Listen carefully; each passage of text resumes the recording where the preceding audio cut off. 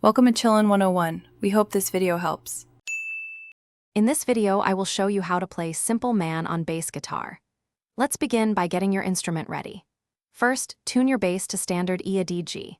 This means your 4 strings from thickest to thinnest will be E, A, D, and G. Next, choose your playing style. Either use a pick for a sharper attack or your fingers for a warmer tone. Finally, find a comfortable position, whether sitting or standing, to ensure good technique and endurance. Now let's dive into the iconic verse riff. This part is quite straightforward, focusing on just 2 strings.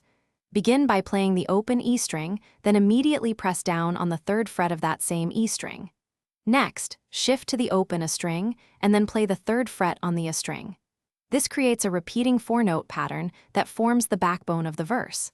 Practice this slowly to get the rhythm and feel just right.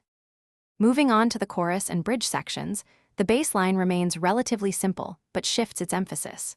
For the chorus, you'll primarily be playing the open E, A, and D strings, often holding these root notes for a slightly longer duration.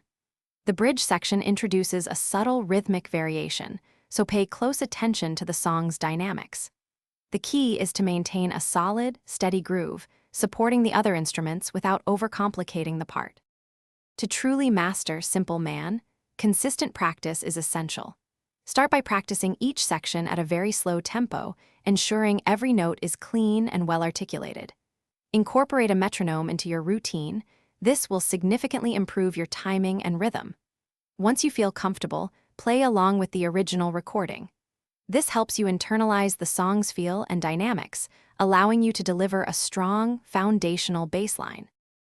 Thanks for watching. Consider subscribing if we helped you.